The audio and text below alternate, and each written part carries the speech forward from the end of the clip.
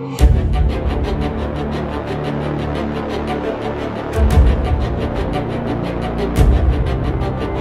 the Lord, everybody. Dr. Brian Scott with you. We continue to record for you these Insight to End Time podcasts. They're short, to the point. We're trying to bring some things to your attention to make you aware of the fact we're in the last days. We're in the end times.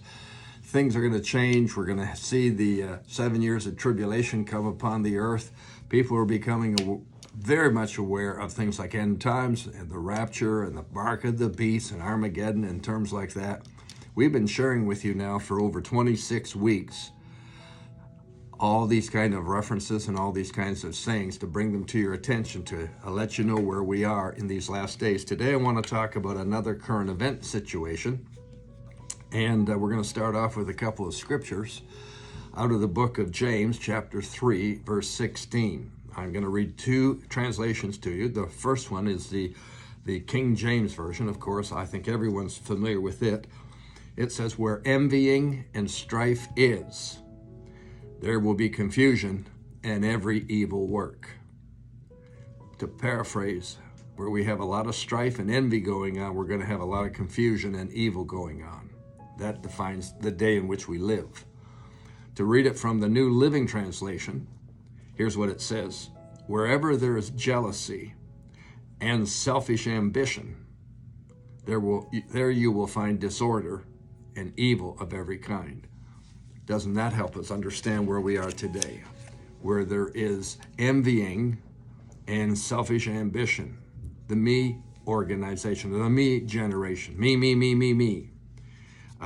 Do you realize that our leadership in the land at the government level, they set the course of our society and they set the course of our nation. But do you realize how they operate? They operate in arguing across the floor, one to another, bickering, shouting, being belligerent, selfish ambition on steroids. Hallelujah. That's the way the system works. I don't like the system, but that's the way the system works.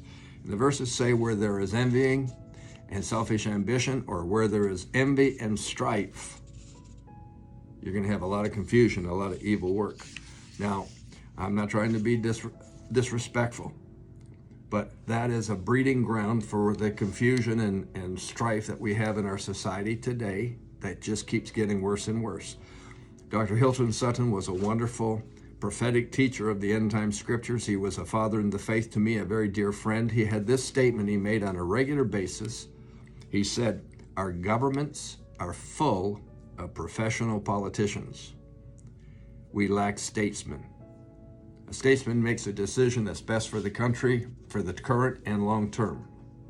That's not necessarily the case with politicians." Here's another father in the faith to me, Dr. Edwin Lewis Cole. He had a tremendous number of Coleisms. Here's one of them. "Where there's a lot of love in the land, there's little need for law. But if there is a scarcity of love in the land, you're going to need a lot of law." Well, we seem to have a lot of law today. And we're living in perilous times today. That's for sure.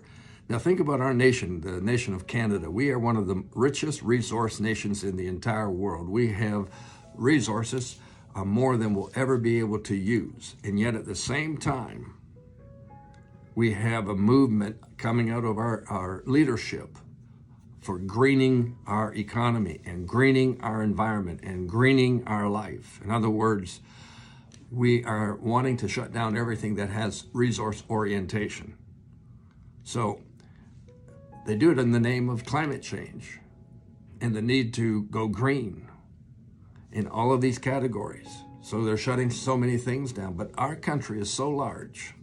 It has so many open areas with vegetation and trees and forests and so on, that the scientists tell us that our vegetation, our nature, is more than sufficient to cancel any of the emissions that are coming forth, to equalize them, to wipe them out.